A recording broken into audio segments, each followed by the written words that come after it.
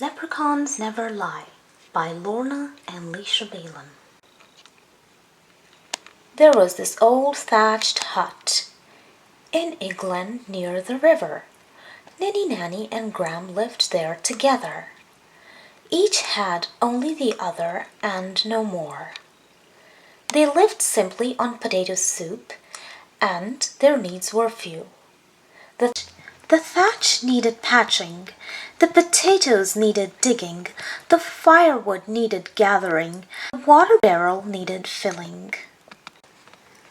But Ninny Nanny was lazy, and Gram was ailing, and there was naught but blustering between them. Gram nagged, Ninny Nanny dawdled, and that was that. The rain came drip-drop through the thatch. The potato sack emptied, the chimney pot grew cold, and there was but a bit of rain-water in the barrel. It came to be there was little to eat, just cold rain-water soup, pure and simple. "Oh, woe is me! 'Tis starving we are," moaned Gram. "What am I to do with such a lazy child?"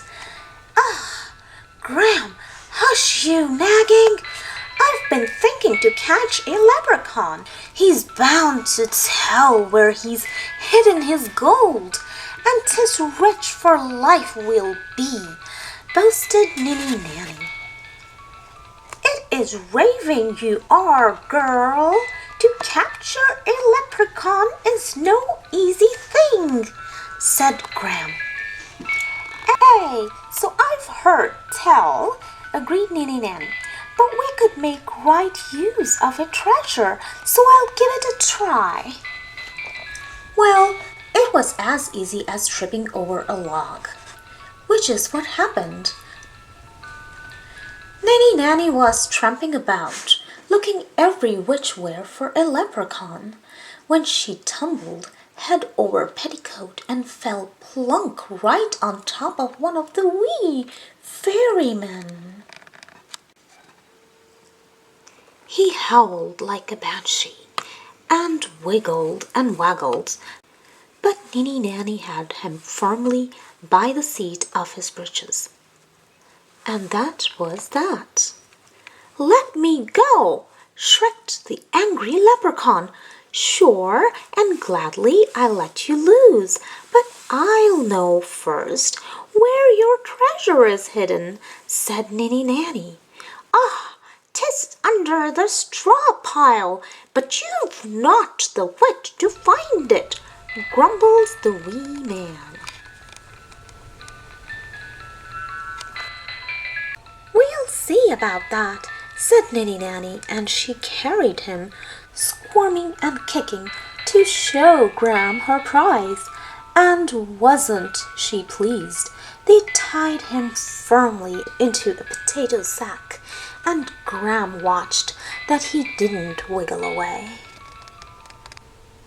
And while Ninny Nanny started patching straw, this way and that, "Sure, and 'tis witless and lazy she is," hissed the leprechaun to Gram. "She'll find no treasure in the mess she's making."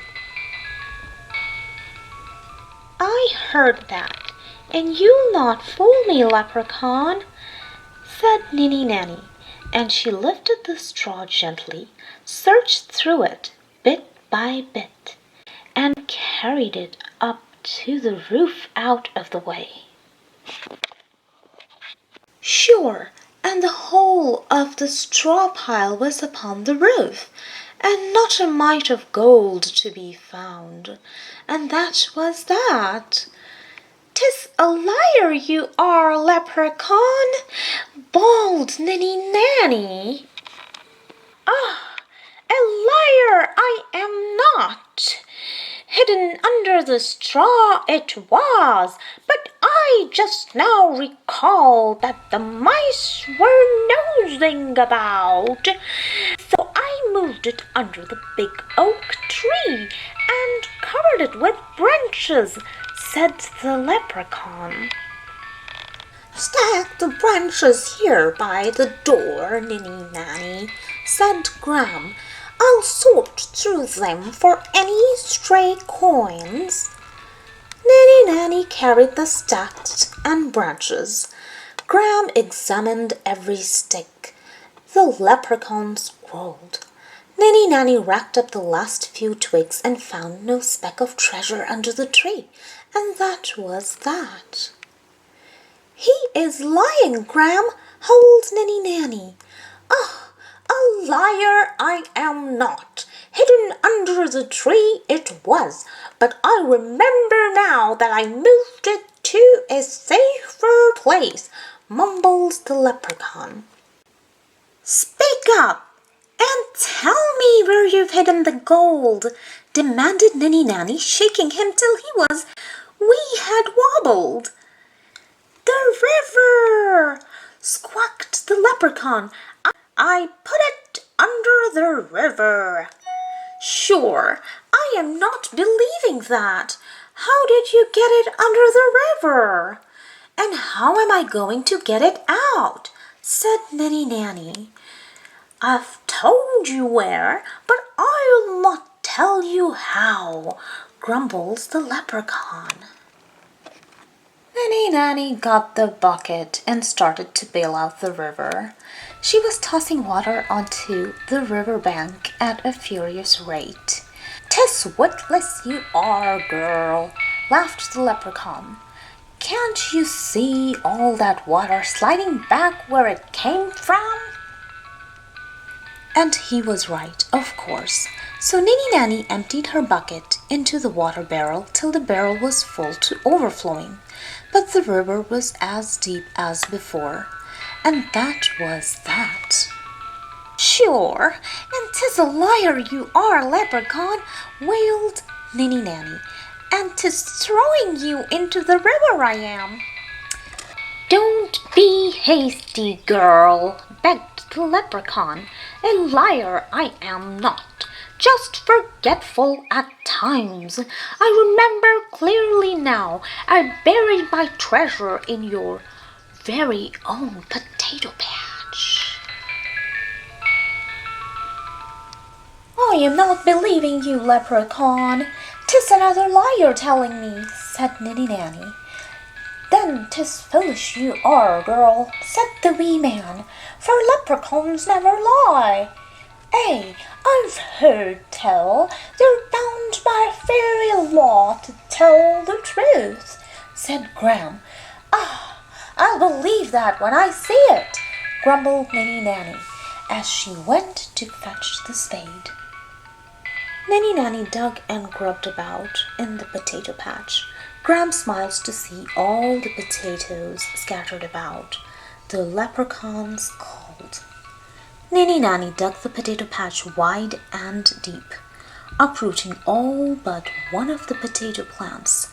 Sure, and all she had to show for her efforts was a hole in the garden and a heap of potatoes. And that was that. Ninny Nanny and Gram supped on good hot hearty potato soup, and then fell soundly asleep in their warm, dry hut.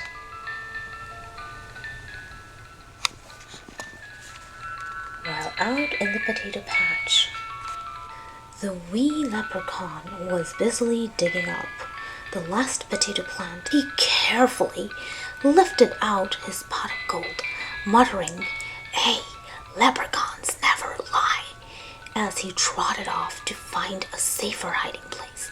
And that was that. This story was brought to you especially for St. Patrick's Day. Thank you for watching, and stay tuned for more.